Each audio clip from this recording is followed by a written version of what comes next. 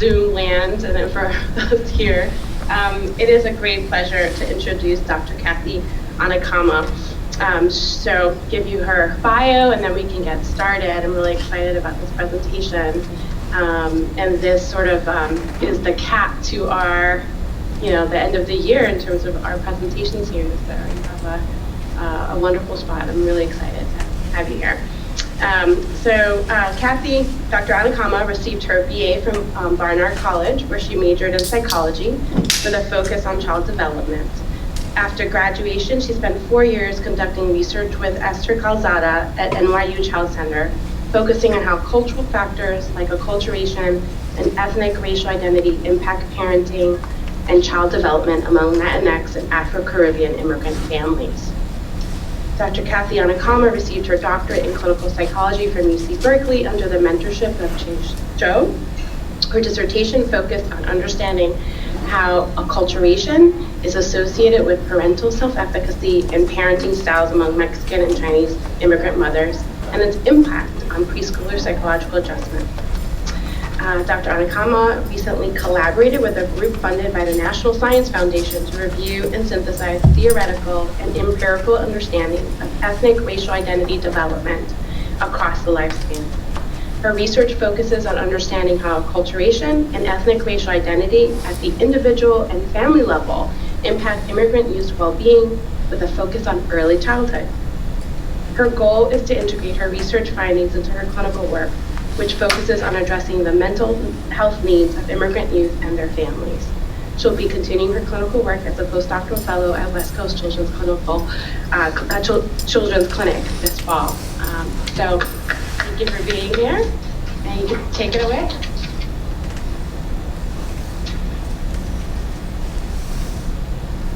All right, thank you, Barbara. So to begin with, just to get everyone oriented to the flow of today, first I'm going to talk about why we should be focusing on immigrant youth, give you a conceptual overview of what acculturation, ethnic, racial identity are, and talk about some of the research questions. So kind of the overarching question being, how does acculturation and ethnic racial identity impact children's social emotional well-being? And doing that by looking at 3 separate studies, really looking at the relationship between ethnic racial identity development and children's outcomes, looking at it at the family context and looking at parent-child relationships, and then also looking at the parent context and looking at parental self-efficacy. And last but not least, talking about the implications and how we can use this information both in our clinical work and in our research. So why focus on immigrant youth? Well, about 1 in 4 youth in the United States are either foreign-born or one of their parents is foreign-born, and it's predicted that that number is just going to continue to increase. In terms of the research that's been done on immigrant youth, there is an interesting finding that finds that immigrant youth, those who are foreign-born themselves and have come to the U.S., are actually healthier, doing better in terms of their physical and mental health compared to their native U.S.-born peers. However, that's a very broad statement, and if you break it apart, we're kind of losing the heterogeneity of what it means in terms of this large immigrant population. So, for example, which immigrants are we talking about when we're talking about the immigrant paradox? For example, are we talking about and including undocumented immigrants, unaccompanied minors, refugee immigrants? Their picture probably looks different than when we're talking about kind of this broad scope of having healthier outcomes. And then what outcomes are we talking about? So while generally the finding is that foreign-born youth are doing better in terms of less substance use or less externalizing problems, the research is more or less consistent when it comes to internalizing problems. And a lot of times that relationship is moderated by things like the neighborhood they're in or their family support. And under what circumstances are we talking about? So when we're talking about immigrant youth, it's important to remember that about a quarter of immigrant youth live under the poverty line. Also, in terms of immigrant youth, they're at greater risk for being bullied, for experiencing peer violence and aggression. And if we're really talking about violence and aggression, we also need to think about the context that they're living in, especially in current day. So the idea is that we know that discrimination and aggression are one of the things that is strongly associated with negative mental health outcomes, and immigrant youth are facing a lot of that in this current climate. So why immigrant youth? Well, to sum it up, they make up a significant portion of the US population, and they have many risk and protective factors that we need to identify. So in terms of the concepts I'm going to talk about today, what is acculturation? Well, when we come into context with a different cultural background, the person's process of adapting to that context is what we refer to as acculturation. Now, historically, that context was kind of synonymous with this idea of the US as being this melting pot. So the idea is that immigrants come to the US and they learn English. They learn the customs, traditions, they dress American, they eat American food, and as they're doing that process, they're kind of shedding whatever was their heritage culture. And so at the end, as you can see in that melting pot, everyone's the same. Everyone's American. They become American. More modern conceptualizations of acculturation think about acculturation as kind of being this salad bowl where everyone's coming in and they are adapting to American culture to various degrees while also maintaining or retaining or learning about their heritage culture also to various degrees.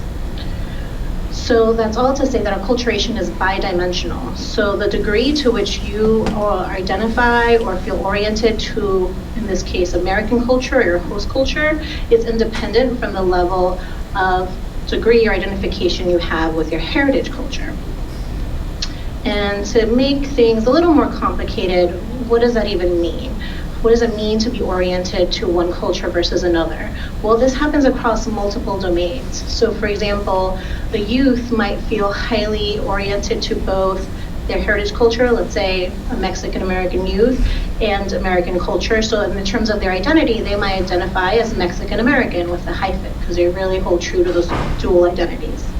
However, just knowing that they are bicultural in terms of their identity doesn't necessarily mean that that's where they are for all other domains. For example, their language. They might be really proficient in English, but having spent many years in the US are starting to lose some of their Spanish. Or they might just really hold true to their Mexican food and don't really care for American food. So in terms of the domains, you can be at different places across domains for both your heritage culture and your host culture. So what is ethnic racial identity? So ethnic racial identity doesn't refer solely to immigrants. Everyone has an ethnic racial identity. Everyone has an ethnicity or race or group that they belong to. But I think what's really interesting is that this is a very multidimensional concept. And it's particularly interesting when we're thinking about immigrants because, again, they're adapting and balancing two different cultural contexts. So ethnic racial identity, or ERI, refers to the awareness, beliefs, attitudes, and knowledge related to that ethnic racial background. Includes labels, like how do you identify yourself in terms of your enactment of the identity. So once you have a certain identity, what kind of role do you play to kind of demonstrate that? And also the processes by which you get there. So how much you explore your identity and how much you come to a conclusion to what that is. And so ethnic racial identity is important to consider because the research has shown that it can be a protective factor. It both promotes a lot of positive adaptive outcomes like better self-esteem or self-efficacy, better grades in school, and it's also related to less conduct problems, less depression, less substance use. And just to really drive home how complex it could be to look at ethnic racial identity, this is one of the most recent models looking at ethnic racial identity based on that working group funded by the National Science Foundation that was put together by Esther Calzada and Adriana Umanga Taylor to look at ethnic racial identity across the lifespan. Because when we're talking about these findings, most of the research up to date has really focused mostly on adolescence. And what we've been arguing with this last group that we were involved with is that really ethnic racial identity is a lifelong process that begins essentially from the moment you're in utero and you're hearing a certain language being spoken to you. When you're a little child and they're socializing you how to behave, how to dress, foods to eat. And this process happens throughout the lifespan. And so you see the different dimensions kind of that I talked about, like awareness, affiliation, attitudes in the middle, and it's impacted by multiple factors. So on the top, you see developmental considerations. So while we agree that this happens throughout the lifespan, obviously your cognitive abilities will impact the sophistication in which you can understand what that identity means to you. And then if you're looking at the bottom part of the model, you'll see that there's also individual factors and local current context. So for example, a child who has darker skin, who's living in a segregated neighborhood might have identity development experiences, like for example, facing more discrimination or crime in their neighborhood, that also is going to impact how they make sense of what their ethnic racial identity is. And then that big circle that you see looping around is what we refer to kind of the meaning-making circle. It's ideas like, what do we do when we put all these things together? Because the children at each stage, as they're having these experiences and getting the cognitive maturity to understand them in different, more nuanced ways, come to their own conclusions based on all of those things put together. And not only do they do that at every stage, but then they're able to actually go back to previous experiences and revisit what that means to them, and then integrate that new meaning to their current experiences and so forth. So it's an ongoing dynamic process that doesn't have an endpoint. So this is why we see that it goes all the way to adulthood. So hopefully that gave you an overview about acculturation and ethnic racial identity. And so what I want to relate to now is some research questions. So overarching, I want to understand how these two concepts are related to children's well-being. And one way to do that is looking at how it affects children directly. So one thing that I'm really interested in is in ethnic racial identity development, particularly for young children, because again, most of that research has been in adolescence, but it seems a little bit odd to feel like one day someone becomes an adolescent, wakes up, and then they realize that they have an ethnic racial identity. So something is going on, seeds are being planted, things are going on much earlier than that point, and most of the research has not really looked at that. It's been little kind of snippets, but not very thoroughly. And so wanting to understand how that develops in young children, as well as what are the implications. So in the Bridges study that we did with Esther Calzada back at NYU, the Bridges program was a prevention program. It was used to provide services to 5 different New York City public schools to help find ways to support children's mental health well-being by doing training and consultation with teachers about behavior management strategies, cultural competence in the classroom, and how to engage families. But simultaneously to the work we were doing with the teachers, we also held parent workshops. And the parent workshops focused specifically on how to facilitate or promote this idea of an ethnic racial identity development. So it was focused on talking to parents about what are some ethnic racial socialization strategies you can do to talk to your children about their cultural heritage. And the parents who attended to those workshops were then asked if they would give us some data in terms of what they're doing with their kids, as well as letting us interview their children. So the Bridges sample ended up being about 168 families. All of these families were predominantly Afro-Caribbean and African-American. The children were in kindergarten and first grade and about evenly distributed by gender. The workshops were open to any caregiver, although the majority of the ones who participated were the biological mother or father of the child. And again, the majority of the families were Afro-Caribbean based on the neighborhoods that the schools were located in. Majority immigrants. They were actually pretty well educated. Majority of them had a high school degree or above, although they were also a low income group based on the eligibility for free lunch. So how do we measure ethnic racial identity? So Dr. Calzada and I created this measure called the Early Childhood Ethnic Identity Interview that looks at trying to capture what children's understanding is of different pieces of their ethnic racial identity and trying to use a developmental perspective. So it includes both closed-ended questions as well as open-ended questions so we can see how children are thinking about this. So for example, for ethnic self-identification, so what label are they using? How do they identify? We had a closed-ended question where we asked, are you a Trinidadian boy or a Chinese boy? And the label that was used in that blank was based on what the parents had told us they use at home to talk to their kid about their cultural background. And then we also had this picture that we showed them, and we asked them which child looks the most like you. So what did we find in terms of these young kids, again, kindergarten and first graders? So both the majority of immigrant and non-immigrant children were able to self-identify correctly based on the labels that parents had told us they use and that children should identify with. What was also interesting is that when they had the pictures, you see that the pictures, the way they were created, were meant to represent specific ethnic groups. And while some kids picked the black child, you see there's a lot of variability within all of these pictures. And it makes a lot of sense because when we're talking about ethnic racial identity, especially if you're thinking about it from a developmental perspective, the first way that children really become exposed or aware of race or ethnic groups is by physical differences. And so a lot of those times I'd have some kids who, even when asked the question, would actually just take their hand and put it next to the picture, and they're like, okay, well, this one's the closest to my skin tone, so that's me. So when we put them together, kind of combined all the kids of color, because those technically could all be accurate depending on the kid's skin tone, and white, it was interesting that among the Afro-Caribbean kids, they were more likely to pick a child of color, also the African-American kids, but when you see who was picking the white child, there was a significant number of African-American kids that were saying that the white child looks the most like them.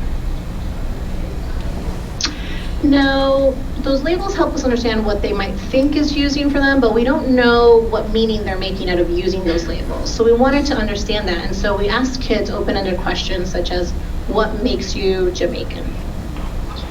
And based on their answers, we then coded them into 4 different categories. So the first category was the fact that they just don't have any understanding. It's just some random, made up, I don't know, for any reason whatsoever.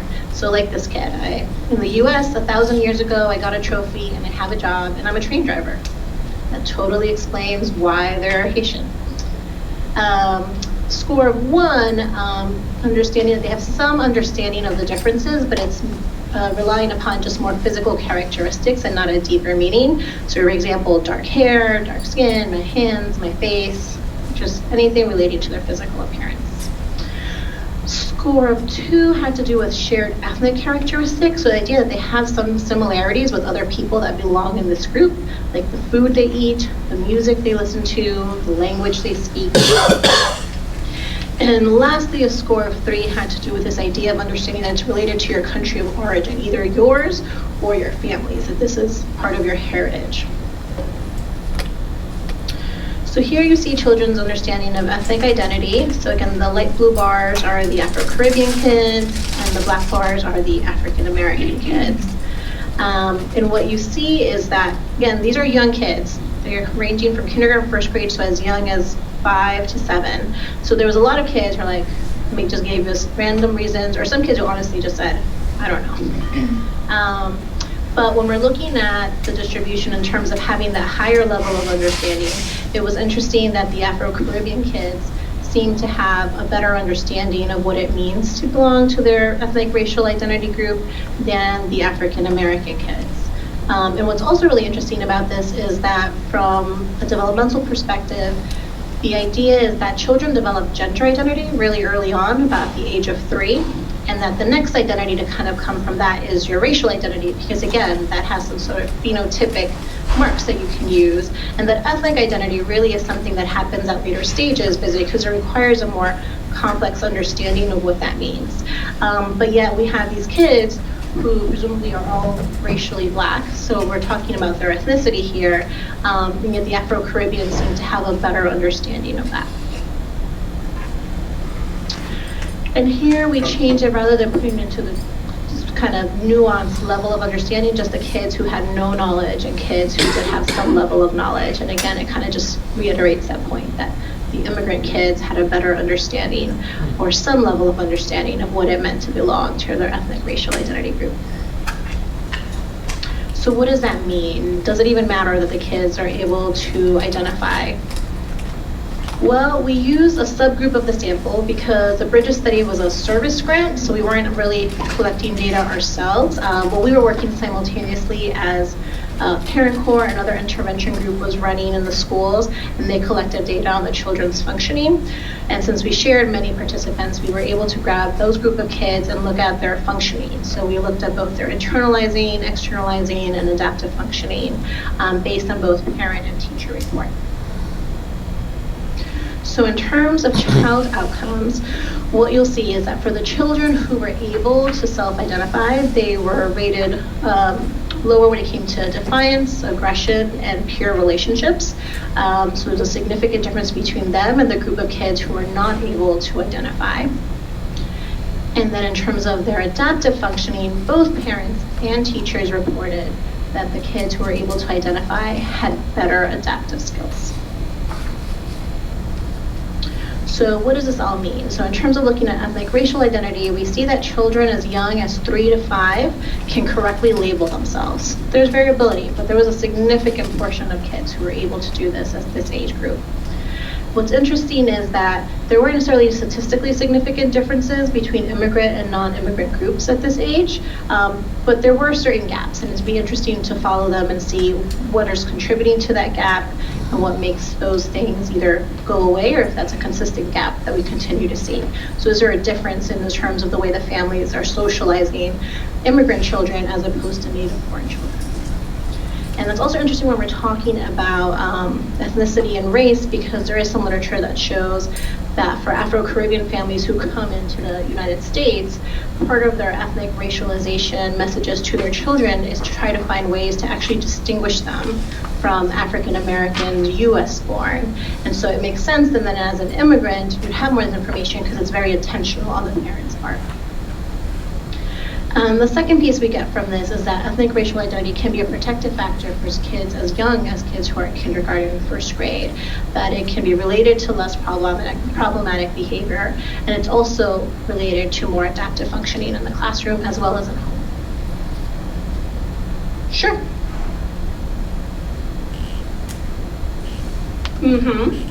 Yes, all US born.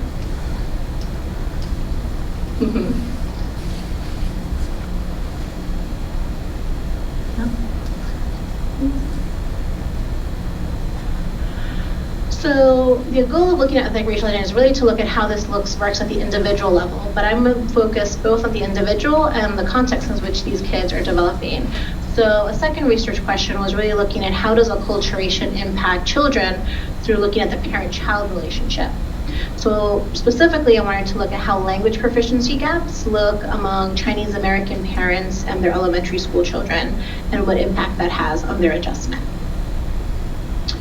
So there is research on parent-child acculturation gaps that shows that this is related to negative child outcomes.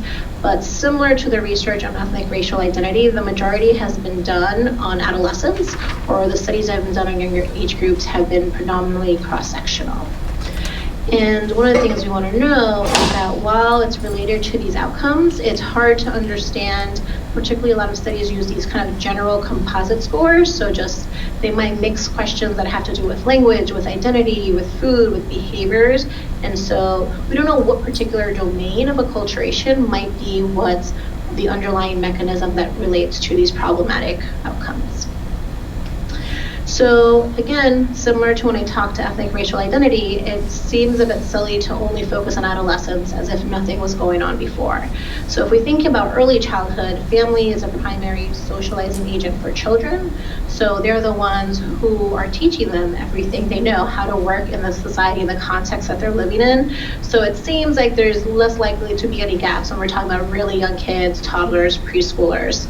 But once children enter middle school, that is typically the beginning for most kids, kindergarten, first grade, where they're now in a formal education system and really having long exposure to what it be American culture in the classroom, the education system, and the diversity of students that are in the classes. So that might also be the first time they actually even realize that they're different, because if they've been home, if they grew up in a neighborhood like many immigrant families who grew up in ethnic enclaves, they may not necessarily have a sense that kids pretty young are pretty egocentric. So it's like everyone talks the way I talk and everyone eats what I eat. So it's again, that transition to a formal school setting that starts to kind of prompt these questions and thinking about this concept. So if we're thinking about parent-child acculturation gaps, then what domain are we going to look at when we're looking at middle childhood? So the thing that I focused on was language, because again, at this young age, it seems hard to think that there's gaps in their values that are really impacting the way things are working. Kids are still developing what their values are. And at this young age, the fact that the kids might start to like burgers and fries more as opposed to their like traditional meals might make some conflict at dinner time, but probably not going to be leading to internalizing and externalizing problems. But language is key to parent-child relationships. You need to be able to communicate with one another, to have and foster a warm and caring relationship, and also to exert rules, set boundaries. Everything is based on being able to communicate effectively. So for the Kids and Family Project, it was a study done at UC Berkeley by Cheng Zhou that looked at protective and risk factors among Chinese American immigrant children. It was a longitudinal study at 2 waves in terms of the data that I used, but it actually just completed its 3rd wave of data collection. So for the first 2 waves, there was 258 families, and these kids were in 1st or 2nd grade. It's pretty evenly distributed by gender and by grade, and the majority of the kids were 2nd generation. So they were US born, but they had a parent who was foreign born. Parents were predominantly moms, as is typical for most studies, and most of the moms were foreign born, but had spent a significant number of years already in the US, over a dozen years on average. And this was a socioeconomically diverse sample, but still a lot of families on the low income side. So to measure language proficiency, we use a cultural and social acculturation scale that asks parents to report how well they speak, understand, read, and write in English, and then the same parallel questions for what they're doing in their heritage culture. So in this case, speaking Chinese. So what do these gaps look like for these families? So if we're looking at just Chinese language proficiency, so this is when the kids are approximately about on 1st grade, we see that parents, which are the dark bars, are rating themselves as highly more proficient than their children, which makes sense because these are the parents who are foreign born and Chinese is their 1st language. And we see the same pattern at wave 2. Now we switch to English proficiency, we see the opposite effect, not surprisingly, where our kids are being rated as having much more English proficiency than their parents, and this is consistent at both time points. So now that we know there are these gaps, which we expected to see, we wanted to know, well, what else is going on to explain why are these gaps occurring? So if we focus just on parents and look at their proficiencies in both languages over time, you see that parents' language proficiencies are just not changing. Whatever level they, on average, these parents spoke Chinese or English is pretty consistent within this 2-year period. Now, if you look at the children, you see a statistically significant difference between time 1 and time 2. Again, these are 2 years apart, so the time they're 1st grade to the time they're in about 3rd grade. They're starting to decrease in their Chinese proficiency, and they're continuing to increase in their English proficiency. So why does this matter? Does it even matter when these kids are this young? The gaps don't seem maybe that big. Well, when we compared the gap in terms of children's outcomes, we saw that they were related to both internalizing and externalizing problems. So in terms of what we're trying to get out of this study is that we realize these gaps exist early on. The moment kids start entering school and kind of get more exposure to their host or American culture in this sense, the gap starts to emerge. And that the gaps seem driven by the fact that parents tend to have less English proficiency, and the children's Chinese proficiency was not stagnant, but it was actually decreasing. So, but only children's language proficiency appears to change. So in terms of thinking about interventions, are there ways where we can help promote children's maintenance of their heritage language? Or is there a way to offer opportunities, for example, at schools where parents can come in for programs to continue to build their English proficiency? And lastly, we saw that the gaps were related to children's outcomes, both internalizing and externalizing problems. So since we saw that these problems existed with the gaps, it made you question, why do these gap matters? How are they impacting this parent-child relationship? What is this difficulty communicating really starting to target? So one question that I was looking at was parental self-efficacy. How does having variations in cultural orientation impact parents' sense of their ability to be effective parents for their kids? And not just their own beliefs, but then how do those beliefs affect their actual parenting behavior? And how does that affect, in turn, their children's outcomes?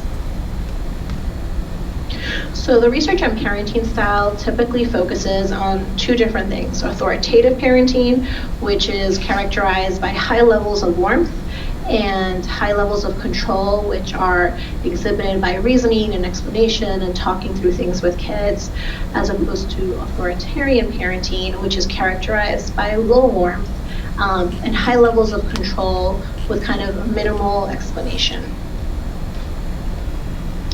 Now, like developmental niche theory tells us that parenting is very much culturally determined, culturally influenced, because when you become a parent, the way you learn to parent and the things you're looking at are the parenting behaviors and values that were either directly or indirectly taught to you based on the cultural context that you were growing up in.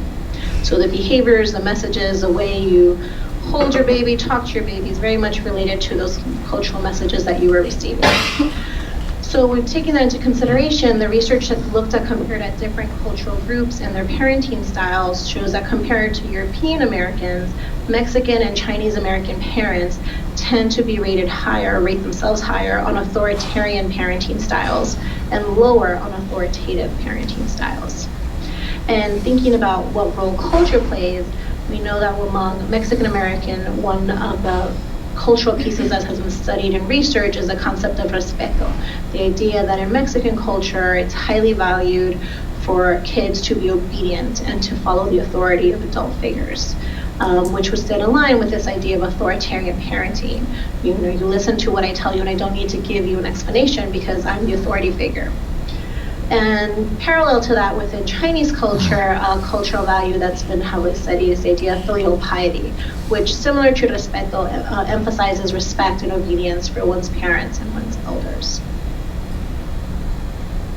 So given that we see these different cultural contexts, I was really curious about how this works for immigrant families. So you can imagine that Mexican and Chinese moms who kind of grown up with these values are gonna presumably be more inclined to parent in a way that's aligned with those values.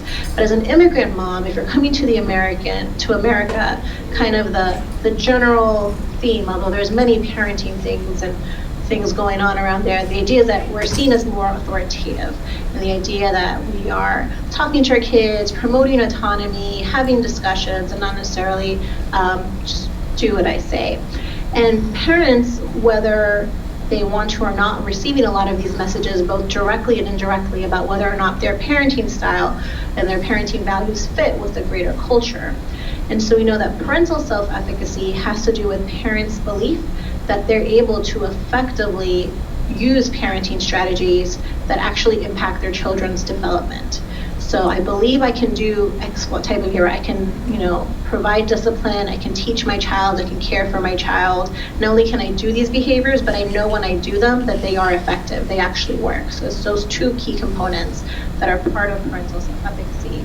But per the way that you develop parental self-efficacy is that you practice those skills and you see that they are effective. And also you see it through modeling and getting reinforcement from your environment. So again, for immigrant parents, where you might see other different types of parenting styles present that are inconsistent or different than yours at least, and perhaps you're not getting reinforcing messages, or at worst, you're getting punitive messages about your parenting behaviors, how does that affect your parental self-efficacy? And one of the reasons that's really important is because parental self-efficacy has been shown to be positively associated with authoritative parenting and negatively associated with harsh or inconsistent parenting. And in turn, both parental self-efficacy and authoritative parenting are associated with kids' more adaptive functioning, so it's a protective factor for them, while authoritarian parenting is associated with more internalizing and externalizing problems. So looking at Project LEAD, which was the Language, Emotions, and Development project, this was in the pilot stage of the study. We had 45 Mexican American and 43 Chinese American immigrant preschoolers, all who were attending Head Starts. And what we see here, we have slightly more girls than boys. The children all range from the ages of 3 to 5. They were predominantly a second generation, again, being US born themselves, but we had some first and third generation as well. The sample size was too small to kind of split them and do moderation effects to kind of compare the Chinese and Mexican groups, but we did look at them in certain ways that we could within our sample size. So it's important to note that within these two groups, all the Mexican children were actually second generation or third. They were all US born. In contrast to the Chinese American kids, while the majority were still second generation, there was also a good portion that were foreign born themselves that had an average been in the United States for about 2 years.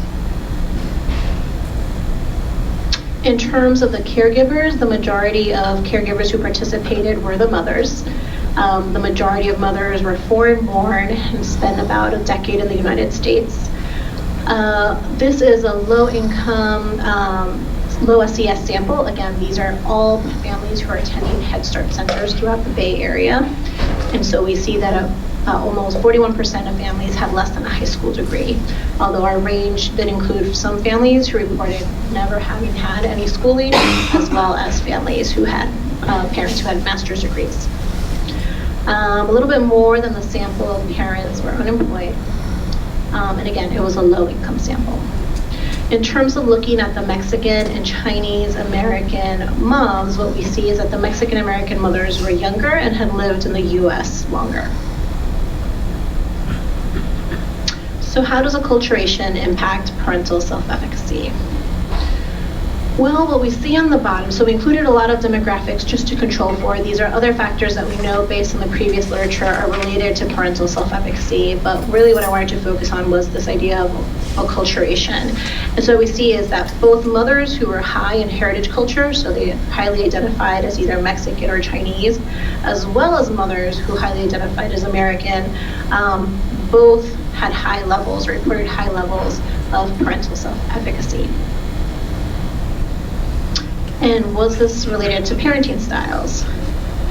So yes, we see that moms who had higher levels of parental self-efficacy reported higher levels of authoritative parenting, and it was not related at all to authoritarian parenting. And in turn, we wanted to know, does this have an impact on the kids? So here we see that parental self-efficacy and authoritative parenting were both positively associated, particularly with pro-social behaviors. So we looked at kids' pro-social behavior, internalizing problems and externalizing problems, and parental self-efficacy particularly seemed to have an impact on pro-social behavior. And so from a developmental perspective, given that these kids are all preschoolers, 3 to 5, it makes most sense because during that developmental stage, the main focus of parents is really to socialize them and teach them what are the appropriate behaviors, especially as they're getting ready to transition to school and need to know how to act in that structured environment. So summary and implications. So we found that parental self-efficacy is positively associated with authoritative parenting and children's pro-social behavior, which tells us it's important to target and try to measure parental self-efficacy in parenting interventions. Now, the assumption in a lot of parenting interventions is that as you're teaching parents these skills, you are presumably increasing their parental self-efficacy. But the idea is that unless you measure it, you don't know if that's really happening, because what you're teaching and practicing in the workshop may not generalize outside. And if it doesn't generalize it outside, so for example, if they say, yes, I can do this when I have someone coaching me, I can do this particular behavior management strategy when I have a coach or when I'm at school, but I can't do it outside when I'm on the sidewalk and he throws a tantrum, then all bets are gone. Then they're not really increasing their parental self-efficacy, because part of what's critical to parental self-efficacy is that you have that sense of being efficacious in all contexts, that what you do will be effective. So it's not also, I've learned all the skills, I can do them, but sometimes they don't work. If they don't think they work, it doesn't matter that they can do them. They don't work for their kid, then their parental self-efficacy is still low. So it's really important to really understand whether parental self-efficacy is really being affected during these parenting interventions, because we know that they're related both directly to parenting behaviors, but also directly to child outcomes, which means there might be other mechanisms in which parents' self-efficacy affects their children's outcomes. And lastly, we saw that cultural orientation was positively associated with parental self-efficacy. So what was really interesting is that we saw both heritage culture and American cultural orientation were related to parental self-efficacy. Now again, this was a small sample size because it was a pilot study, so we were limited in terms of the types of tests we could run. But given back to how I talked to you about how complex it is to study acculturation, having a larger sample size would allow to do more interaction effects to see, well, is it they're high on both because we're talking about bicultural parents? Is it the parents who are high on American and heritage culture who have high levels of parental self-efficacy? Or do they have to be high on just one, and that's enough to be related to parental self-efficacy? Because that'll make a distinction in terms of which parents you might think are more at risk and need perhaps to have more opportunities for intervention. And last but not least, implications for clinical work and research.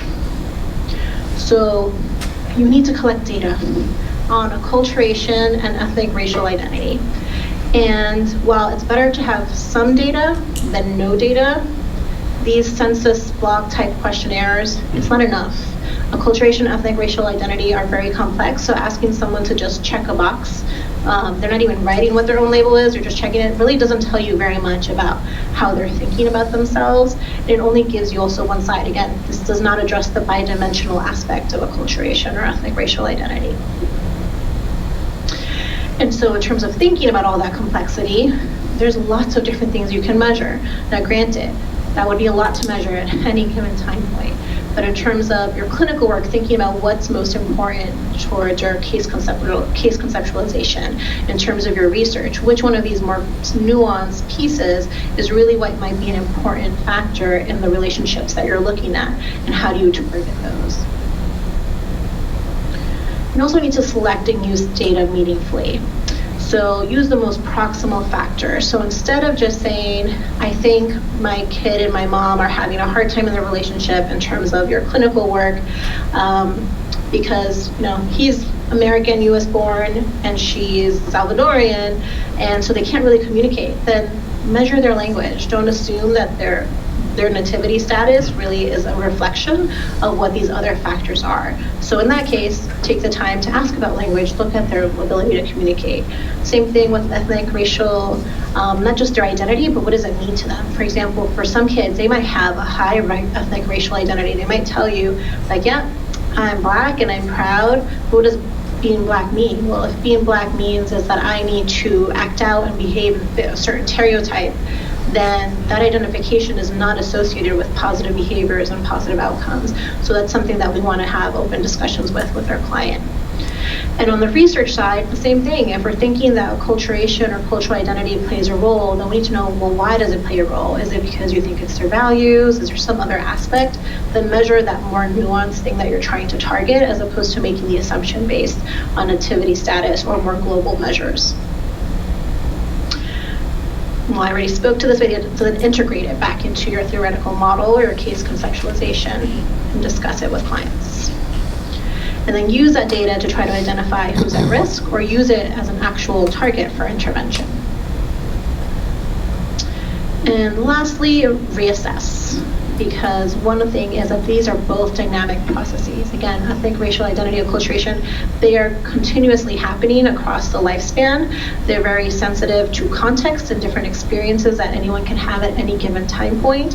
They're also sensitive to development and your ability to understand what's going on and make sense of it. And most importantly is that because maybe any given time point is really not that important, but if we're able to reassess and see the trajectory of what these things look like, that might be more telling about why the kids are on a certain path. So thank you for your time. I think I had made it just as I planned, so we have time for questions, if any. And just thank you for listening.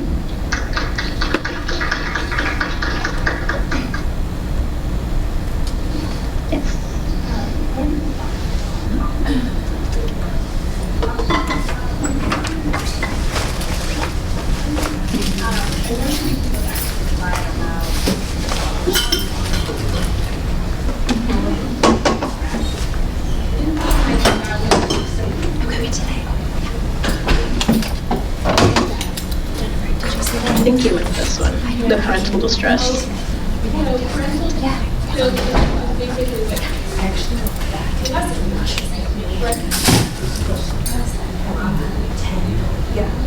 Mm-hmm.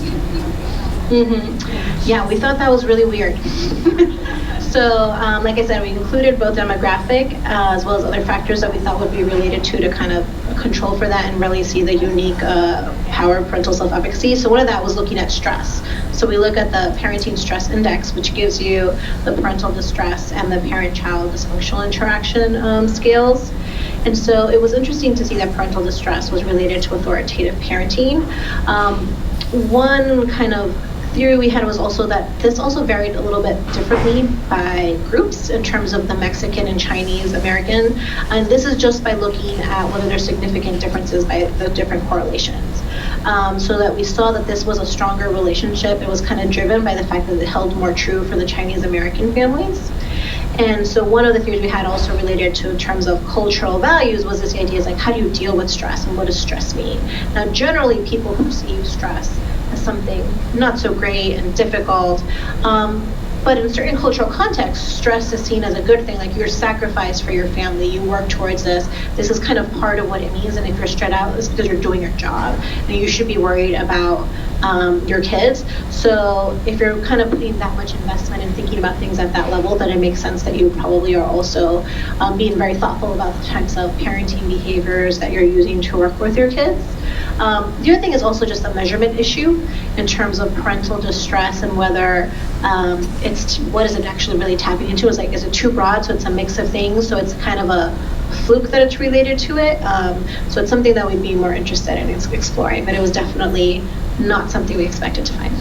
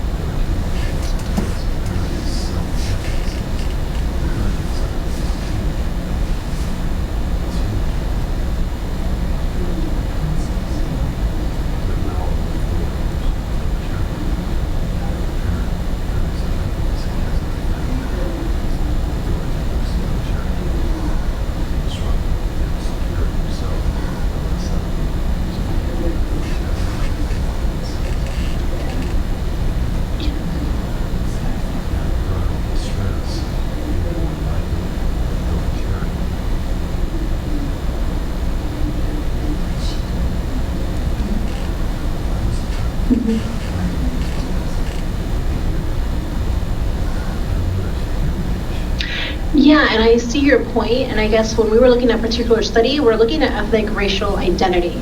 So while that could be a part of acculturation, ethnic racial identity is not limited to immigrant populations. So ethnic racial identity is done both with immigrant and non-immigrants, with all populations, US born, foreign born, because it just has to do with your identity. Everyone has a sense of identity, whether you're foreign born or not. The African American kids have an identity of being Black, of being African American, or whatever term that they've been socialized to identify with.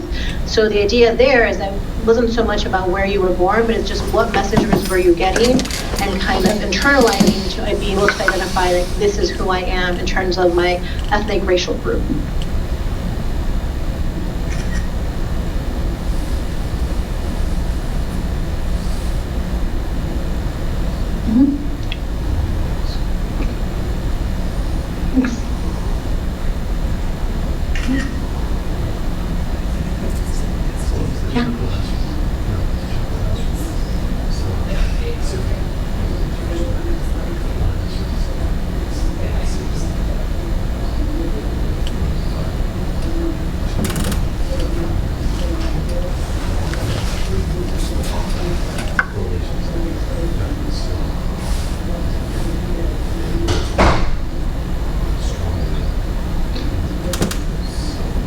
Yeah, that's a great question. So part of what we were thinking is, first of all, understanding what are these gaps? So given the data we had, we kind of limited by the questionnaires we'd already asked the parents. But again, if we're taking a more nuanced perspective, like having a measure that really talks about, like, well, what are your parenting values? And what do you perceive the parenting values to be of the context you're raising your children in? Because you might actually find out that they aren't that different than you think. So really understanding that distinction between, assumption and what's actually going on with the two different, your kind of background and the context you're living in. But the idea, again, is that regardless of what your context may be, our thinking was that it might kind of make it hard for you to feel confident, but if you're using an intervention or working individually or in a group to really help parents understand that at the end, it's about the strategies you use and that you can use them effectively, whatever those may be. You can have them be able to actually practice those strategies, see them, use them in different contexts and see that they work. If you can help them find strategies that feel aligned with their values and can use them consistently, that will continue to increase their parental self-efficacy. So at the end of the day, even if they feel like perhaps their values are not as tightly aligned with the culture or the context that they're raising their children, they know that their behaviors or parenting strategies that they're using are, and that they're effective, and that they can use them effectively. And I don't know that. Yes.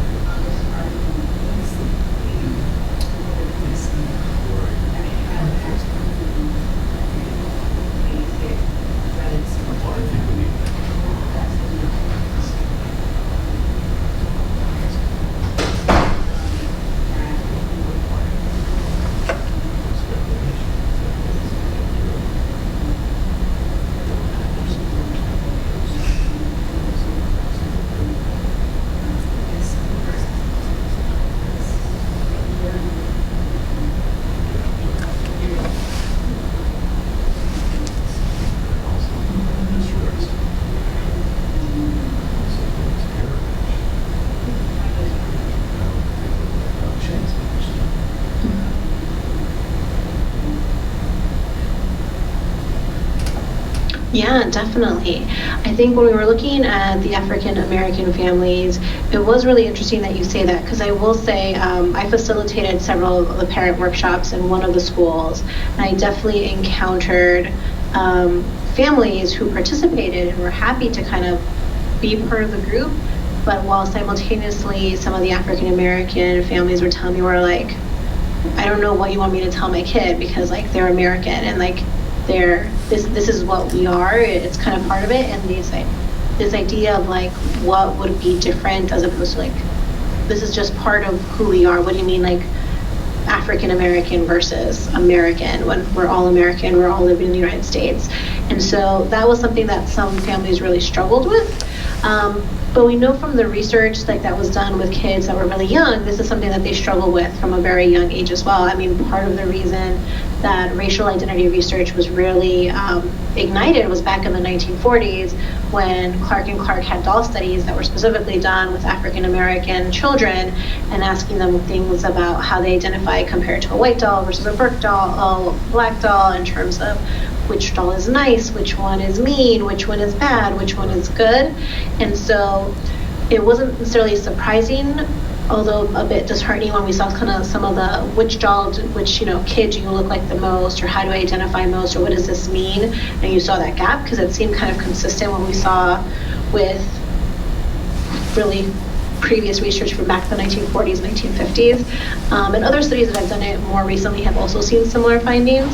But I think when we're thinking about kids, particularly these really young kids, I mean, not only is their family the primary socializing agent, but it's also kind of the general media or sense they get around it. So even though they're not in school, they're still indirectly getting messages. And one of the strongest messages that you get, unfortunately, being raised in the United States is this idea about privilege and segregation and discrimination and racism, and whether they're directly talked about it or not, somehow they are absorbing all those messages. And there's a reason why that they're picking the white doll as a nice doll, or wanting to say that I look most like the white doll. But we also see that that shifts. Particularly, our kids were, again, on the young end. And so other research has shown is that kind of when they pass that kind of, actually literally right after we did it, probably around the second or third grade, you see shifts in terms of their ability to identify, or I shouldn't say their ability, but they just start to actually report more this idea of an African American or Black identity. But what that means to them is still really difficult. And I think this is why when we talk about ethnic racial identity, we talk about all those different domains. Because yeah, you might use the label, but then there's things like attitudes. So how do you feel about it? What does it mean? When we talk about awareness, it's not just awareness that there's different groups, but there's concepts like private regard and public regard. So public regard meaning, do you have an awareness of how other people perceive the group that you belong to? And what does that mean? That could be positive or negative, or mixed. And your private regard in terms of how do you feel about the group that you belong to, and what does that mean in terms of then what type of identity you choose to identify. Because while these kids were really young, so essentially there was a right answer we were looking for. We were trying to see if they would reiterate what their parents were trying to teach them they were. But really when we're looking at the ethnic racial identity models, what we're saying is that there isn't really a right answer, because you are developing this conceptualization of who you are. So when you're little, you're kind of just regurgitating whatever labels you learned. As you get older, you are making meaning and choosing what label and what that label means to you. And so the idea is that over time, through both cognitive development and exposure and processing this information, children who come from African American heritage, what that means to them, even if they face a very unique situation of the historical piece, but what does that mean for them, at least currently, now, in this context? And how do I make sense of that? And how do I kind of internalize a certain message of what that's going to mean for me and carry with me? Is kind of the process that we're trying to explore. And the research that's worked with Black children has showed that the Black children who have high affirmation and high private regard are still associated with positive outcomes.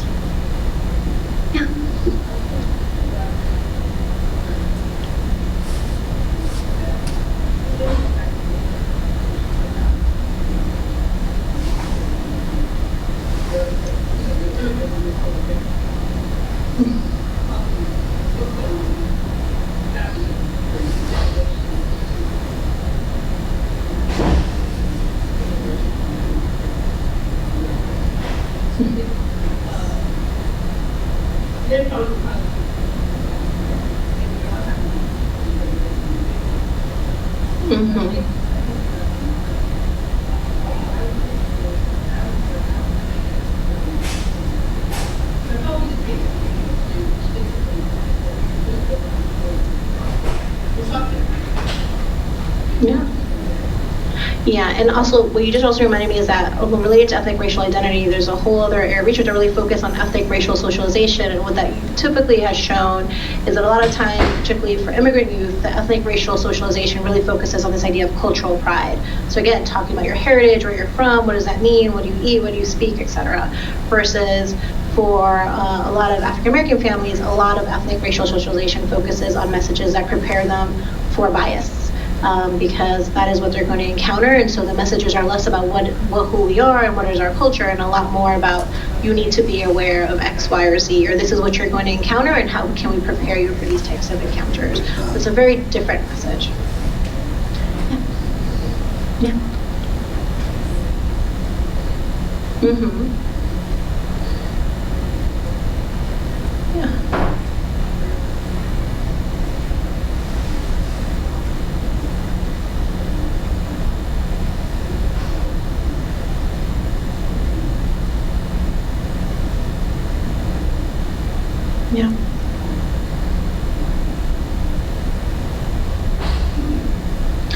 course. No. No, I mean, I think you make a great point, and actually, hopefully from this talk is what I want to say is that I want other people to do this research. We do need a bigger sample, but the idea is that a lot of people, Afro-Caribbeans are very rarely included in these type of studies, and in terms of even African Americans or other groups who are included in these studies, again, they're usually adolescents. So we don't know what it's really looking like for kids who are in the younger age. So a lot more research is needed for those, to fill in those gaps.